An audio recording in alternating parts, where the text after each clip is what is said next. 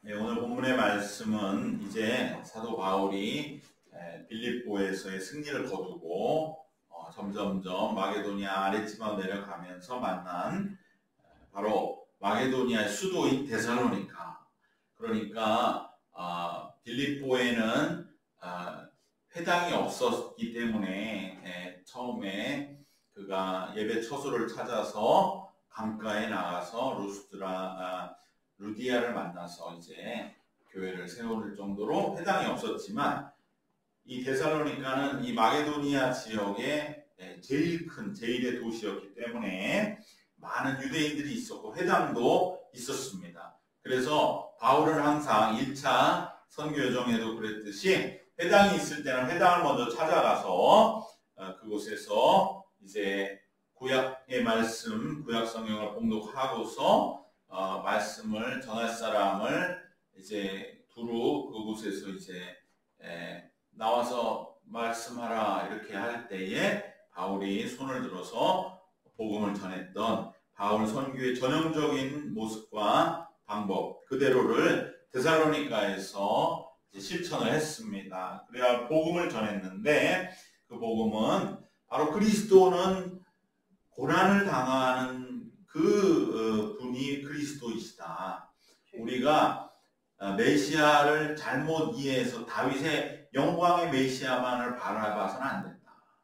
그것은 이미 지나간 시대로 끝났고, 예언자들이 말씀한 진정한 메시아는 우리의 죄와 우리의 모든 삶의 질고를 대신 지고 우리의 모든 죄 문제를 해결해 주는 분이 되어야 되는데, 그러려면 그런 다윗과 같은 힘과 영광과 능력의 그러한 능력이 아니라 진정 우리의 영의 깊은 문제를 해결해 줄 수 있는 그 길을 실제적으로 이룬 사람, 그 사람이 와야 우리는 진정 구원을 받게 되는데, 그분이 바로 얼마 전에 예루살렘에서 십자가에 달려 돌아가신 예수라는 분이시다.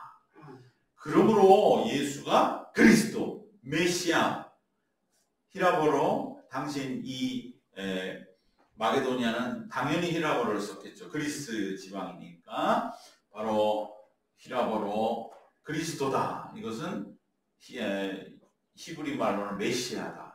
즉 예수님이 우리의 메시아다, 그리스도이시다라는 것을 능력 있게 참으로 전했습니다.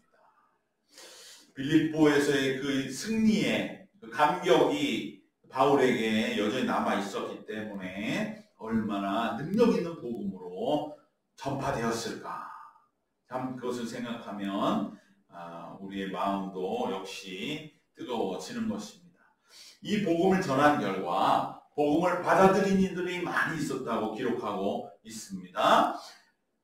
오늘 본문 말씀에 4절에 보면 그 중에 어떤 사람 곧 경건한 헬라인의 큰 무리와 적지 않은 귀부인도 고난을 받고, 그래서 헬라인들이 많은 사람들이 이것이야말로 정말 우리가 이제까지 들어야 할, 그토록 기다렸던 뭔가 우리 영혼과 마음을 움직이고 있다라고 하는 정직한 영적인 분명한 인도함을 받고 따르고, 더 이제는 그 바울이 전하는 그 말씀으로 복음으로 교회로 인도함을 받은 자들이 있었고요. 또 적지 않은 귀부인들, 당시에 로마의 그 사치와 향락에 신물을 하던 이 지체 높은 부인들이, 특별히 그 중에는 또 유대인들 여자들이 많았다는 거예요. 왜냐하면 그들이 엄격한 신앙생활 속에서 바른 가정을 이루는 모습들을 로마의 높은 계층의 사람들이 좋아했다는 거죠. 그래서 그들에게는 더 말할 것 없죠. 자신들이 정말로 그렇게 가정을 위해서 애쓰는 것을 알아주는 예수님, 그 마음에 완전히 이제 인도함을 받는 것입니다. 그래서 복음을 이렇게 전격적으로 받아들인 것은 헬라인과 기부인들이었는데, 반면에 복음을 대적하고 박해하며 불량배까지 동원하여 동역자였던 야손을 집을 쳐들어와서 그들을 체포해가 구금했던 폭력적인 핍박도 데살로니가에 있었던 것입니다. 이들이 이 유대인들 대적자들이 야손의 집에 쳐들어와서 바울을 찾았는데 바울은 그때 무슨 연유인지 잡히질 않았고요. 참 이건 하나님의 보호하심인데요.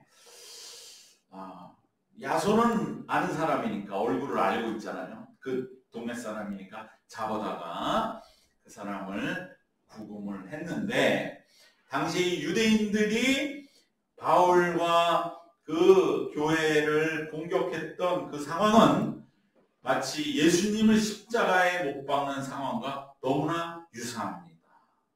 왜냐하면 핍박자는 유대인들이었다는 점에서 또 뭐라고 이 유대인들이 이 바울과 야손을 바울 일행과 또 이제 바울은 어쨌든지 간에 공격했느냐 그리고 야손을 붙잡아서 넘긴 그 바로 명분이 뭐냐 그것은 바로 황제를 반역했다는 거죠. 다른 왕 유대인의 왕 예수님이 십자가에 못 박인 것도 유대인의 왕이 되려고 하기 때문에 로마 빌라도가 꼼짝없이 거기에 이제 죄를 선고할 수밖에 없게 만드는. 그래서 오늘 본문에도 보면은 다른 왕이 있다고 하는 것을 전하고 있다. 이렇게 명분으로 반역하고 있다. 그러나 사실 그 유대인들의 내심은 바로 자신들의 이 회당에 거짓되고 미약하고 뭔가 왜곡된 이 자신들의 신앙을 위협받고 있다는 사실을 감추기 위해서 또 믿는 자들의 그 모습에 대한 뭔가 탄압 그리고 그 속에 있는 시기심 때문이다 라고 사실은 말씀하면서 이것은 예수님이 십자가에 못 박은 상황과 너무나 동일한 상황이 되는데 다행히 바울을 이때 하나님께서 막으셨다. 왜? 바울은 예수님은 아니고 바울이 가야 할 길은 예수님은 다른 것이죠. 예수님은 우리의 구원자요 구세주요 하나님이시기 때문에 십자가를 승리하셔야 하지만 바울은 또 교회를 세우는 그러한 복음 전파의 길이 있는 것입니다. 그래서 바울은 이 상황을 무사히 뚫고 이제 떠나는 장면이 우리가 오늘 9절까지 읽었지만 10절에 이제 첫 장면이 되겠습니다만은 어쨌든지 간에 바울판 십자가의 정황이다라고 우리가 말할 수 있겠습니다. 유대인들은 바울 일행에 대하여 다른 왕을 주장하고 있다라고 명분을 내세우고 또 그렇기 때문에 이들은 반역이요 세상을 소란스럽게 하고 있는 그래서 우리들을 어지럽히고 있다. 이러한 그럴듯한 명분을 대지만 바울과 사도행전의 저자였던 누가는 그들의 심중을 정확히 꿰뚫어보고 그들의 마음에는 사실은 자신들의 종교적인 실체가 폭로되고 그리하여 회당이 이제 새롭게 되는 정말로 이제 폐하고 그리스도의 복음으로 교회가 세워지는 일에 대한 엄청난 시기심으로 인한 것임을 분명하게 선언을 하고 있습니다. 바로 그들의 마음에 이러한 시기심이 일어났다는 것을 분명하게 5절 말씀은 우리에게 기록하고 있습니다. 5절에 처음에 나오는 바로 그 말씀입니다. 그러나 유대인들은 시기하여 바로 복음이 전파됐을 적에 헬라인과 기부인들은 따른 것이죠. 예수님의 복음이 전파돼도 오히려 이방인들이 복음을 더 잘 받아들이고 더군다나 자신들이 그렇게 콧대 높은 로마 귀족들의 기부인들이 바로 바울의 복음 앞에 순종하는 모습을 볼 적에 이 유대인들은 내심 명분은 반역이라든지 엄청나게 로마에 대한 그럴듯한 명분을 내세우지만 그들의 마음속에 시기하는 마음이 가득해서 그 시기심으로 바울 일행을 핍박한 것입니다. 대적자들은 어떤 영적인 차원이나 깊은 생각이나 심오한 신학적인 그러한 결론으로 반대한 것이 아니라 단지 시기심에 사로잡혀서 그동안 자기들 믿었던 하나님, 회당 뭐 이런 거 다 잊어버리고 그냥 완전히 이러한 비양심적인 얼토당토하는 누명을 씌우는 그러한 어리석고 죄악 가득한 일을 벌이고 마는 것입니다. 사람은 이처럼 생각보다 감정이라고 하는 것이 오히려 어떠한 요즘엔 더더군다나 깊은 나의 가치관이나 생활에 대한 원칙이나 그런 것보다도 감정이 더 사람을 좌우하는 것이 아니냐라고 여겨질 정도로 감정에 대해서 의해서 좌우되는 모습을 우리는 보게 됩니다. 감정을 결코 우리는 하찮게 여기서는 안 됩니다. 감정적인 동기가 사람을 극단으로 몰고 가고 있는 것입니다. 시기심으로 인해 유대인들은 돌이킬 수 없는 죄를 더 확대시키고 증폭시키는 길을 가고 말았습니다. 우리가 믿음 생활을 하면서 이 감정이라고 하는 것을 우리는 이겨낼 수 있다는 점이 믿음 생활에 있어서 아주 좋은 그러한 또 하나의 장점이 되는 줄 믿습니다.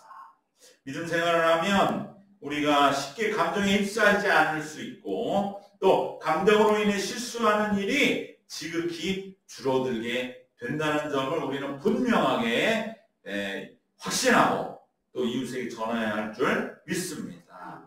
왜냐하면 우리의 마음에는 감정적인 평안함이 있기 때문에 이 마음은 그대로 다른 이들에게도 전달되기 때문입니다. 감정에 흔들리지 않은 평안함은 선교와 전도에도 반드시 필요한 요소입니다. 사람에게 1차적으로 중요한 것은 서로 감정적인 동일감을 함께 느끼는 것입니다. 그렇기 때문에 우리는 누군가와 이제 관계를 맺을 때 같은 마음이 되도록 같이 울고 같이 웃는 감정적인 공감을 함께 형성해 나가는 그러한 일이 꼭 필요한 줄 믿습니다. 그러기 위해 우리는 내 자신의 감정을 우선적으로 잘 관리하고 컨트롤할 수 있어야 됩니다. 내 감정이 그대로 이웃들에게도 전파되기 때문인 것이죠.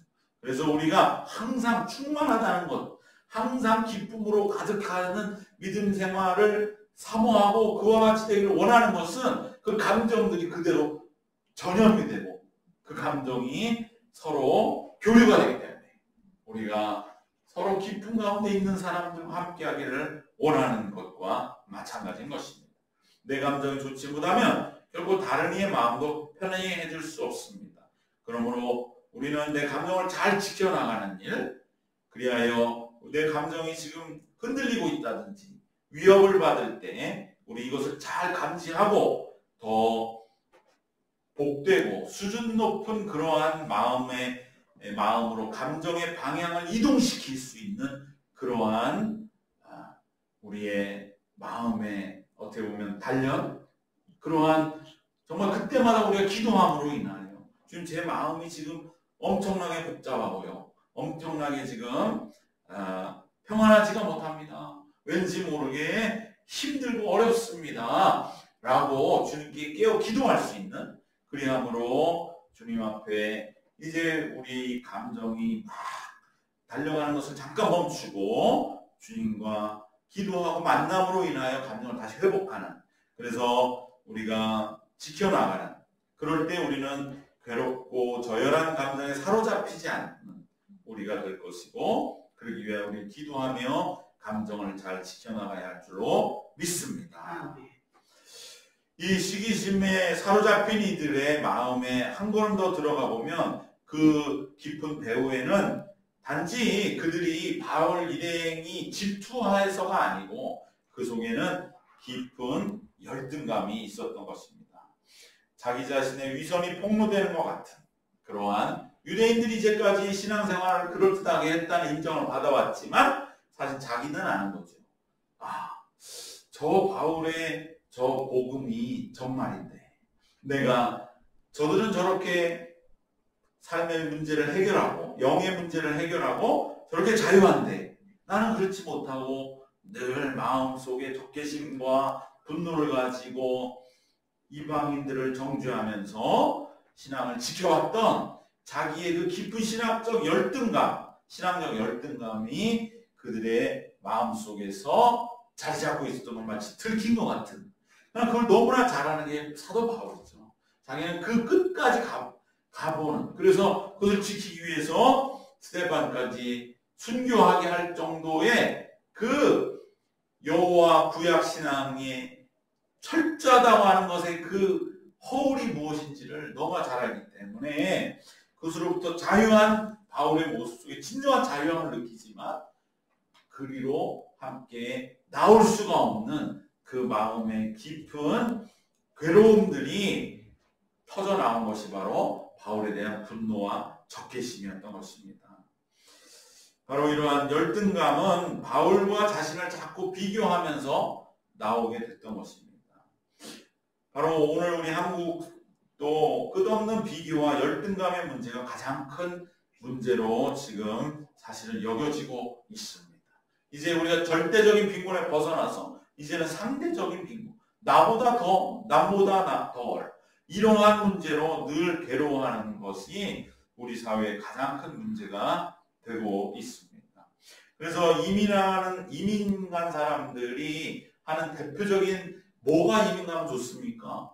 그 물설고 낯설고 가봤자 그 주류에는 낄 수 없잖아요. 언제나 그 땅에 살던 사람들, 우리도 외국인 노동자에 오지만 그 사람들을 누가 주인공 자리에 앉혀줍니까? 그 사람들도 부담스러워해서 그걸 원치는 않는 걸지도 모르지만, 그러나 심지어 미국 같은 다민족 국가에서도 가면 항상 어느 선까지라는 게 느껴질 정도로 이민 생활을 하는 분들은 이방인인데, 근데 뭐가 그렇게 좋습니까? 라고 하면 첫 번째 드는 장점이 뭐냐?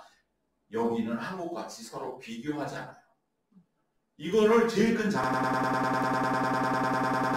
고되고 낯선 타국이지만 더 행복한 것 같아요. 이렇게 말하는 것을 듣게 됩니다.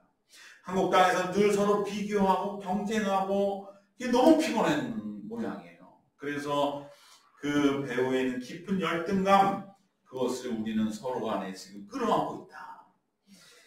그래서 우리가 이만큼 잘 살게 됐어도 정작 행복해하지는 못한 그러한 세상을 살아가고 있는 걸 볼 적에 바로 여기에 우리의 선교의 포인트가 있다는 것이죠. 사도 바울을 대적하는 유대인들도 마찬가지로 이러한 열등감에 있다고 하는 것을 기억하면서, 이것은 신앙생활 오래 했던 적게 했던 그 문제가 아니구나. 이것은 바로 예수 그리스도를 내가 만나서 내 모든 열등의식의 문제를 해결함을 받고, 그리고 나서 내가 이제는 이 자유함으로 믿지 않는 이들에게 우리가 함께 신앙생활을 하면 우리의 깊은 뿌리에 있는 열등감을 해결할 수 있다. 얼마나 자유로운지 모른다. 그러한 분명한 우리가 이를 전할 귀한 복음인 줄 믿습니다. 믿음을 가지면 여러 가지 좋은 점이 있지만 바로 이러한 열등감으로부터 자신을 지킬 수 있다는 점이다. 예수님이 나를 위해 죽으셨을 정도로 나는 귀하고 가치 있는 이 지구상 온 우주의 유일무이한 그러한 피조물이요 하나님의 자녀인데 어떻게 내가 열등감을 가질 수가 있겠는가? 라는 그러한 자유함, 그 샘솟는 보이지 않지만 느껴지는 그 마음이 오늘날 하는 그 열등의식 속에 힘들어하고 피곤해하고 있는 이들에게 예수 앞에 나오면 누구나 다 오히려 그런 걸 자랑하는 사람이 부끄러워지는 것이 신앙이다. 여러분, 우리가 무당과 다른 기복 종교와 기독교가 다른 점이 여기 있습니다. 세상의 종교는 잘난 사람, 절에도 가면 몇 억 시주한 사람, 재벌 회장이 오면 만나주는 사람, 이 급이 다 있어요. 교회는 그게 아니에요. 다 똑같이. 왜? 예수 그리스도 앞에 누구나 똑같으니까. 바로 그 순전한 우리가 믿음을 지켜나가면서 그 믿음의 증인이 될 때에 그 마음에 있는 깊은 열등감을 치유하고 모든 사람이 예수님 앞에 존귀한 자기만의 인생의 삶의 길을 걸어가는 당당하고 분명한 신앙인으로서 우리가 우리의 남은 생을 살게 되는 것이 바로 신앙생활이다. 이것을 우리들 이웃들에게 전하는 그러한 우리의 복음 전파가 되어야 할 줄로 믿습니다. 마지막으로 데살로니가의 선교 여정을 우리가 종합해 볼 때에 우리는 복음 전파에는 신적한 일이 있고 또 역경도 있다는 것을 보게 됩니다. 좋은 일, 바로 헬라인들의 많은 무리들이 말씀 앞에 이제 돌아오고 회심하고 새로운 신앙과 믿음을 갖게 되고 귀부인들이 진정한 복음의 그 역사가 일어나는 것이 얼마나 큰 그러한 승리와 좋은 일이겠습니까? 그러나 또 이렇게 모진 시련, 이 시련도 함께 있지만 이 좋은 일과 시련 사이에서 우리 자신 바울에게 주어진 길을 걸어갔던 이 믿음의 여정을 굳건하게 밀고 나가는 것이 곧 승리의 길이라는 것을 데살로니가 바울이 보여주는 줄로 믿습니다. 빌립보 승리의 감격 속에 더 굳건한 단련된 심령으로 데살로니가에 들어왔던 사도 바울, 그가 회당에서 열심히 예수는 그리스도이신 복음을 전했고 야손과 기부인과 같은 동조자들이 있은 반면 반대자들, 그들은 이곳에서 바로 정말 어떻게 보면 대도시답게 많은 조직을 이용해 불량배를 동원할 정도로 과격하게 예수님 십자가 상황 같은 것을 도전해 왔습니다. 그럼에도 바울은 복음을 전하고 또한 구약의 예언의 성취이신 예수님을 선포했고 그리하여 세상의 도전에 당당하게 맞서서 주님이 주신 지혜와 권능으로 데살로니가에 교회를 세워 고비를 넘기는 역사를 이루었습니다. 이것이 바로 데살로니가 전후서의 수신자가 되는 데살로니가 교회의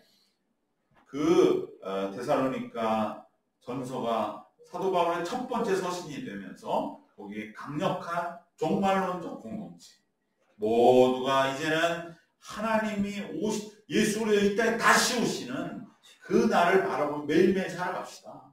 우리는 세상을 바라보는 게 아니고 오늘 하루 주님이 내 삶을 심판하시는 바로 그 깨어있는 믿음을 강조하는 그러한 데살로니가 전후서를 함께 바울로부터 편지받아서 읽고 그 안에 많은 칭찬을 받은 그 데살로니가 교회를 세우는 그러한 최종 승리를 허락해 주셨습니다. 오늘 우리도 믿음으로 살아가고 또 때를 따라 예수님 이름을 전하면서 좋은 일과 시련의 그 사이길을 단단한 믿음과 심령으로 통과하여 주님의 보호 아래 최후 승리의 열매를 거두는 바울의 후예가 되어져 가기를 주님의 이름으로 축원합니다. 기도하겠습니다. 하나님 감사합니다. 데살로니가에 온 사도 바울에게 일어났던 십자가 상황과 같은 이 여러 가지 복잡한 일들의 와중에서 교회를 세우고 최후 승리했던 이 바울의 묵직한 뚜벅뚜벅 걸어가는 영광의 길이 오늘 우리의 삶의 길이 되도록 하나님 우리를 더욱더 굳건하게 지켜주시옵소서. 우리들 진정 마음의 시기와 열등감, 하나님 그 모든 것이 우리의 마음의 감정에 흐트러짐을 없게 하여 주시고 또한 세상의 많은 그러한 열등의식 속에 살아가는 신앙 안에서의 그 평안을 찾지 못한 이들에게 진정한 삶의 길과 답을 제시할 수 있는 저희들 되도록 늘 그네 안에 권능 있게 하시고 자유하게 하시고 사랑으로 충만하게 인도하여 주시옵소서. 예수님 이름으로 기도드리옵나이다. 아멘.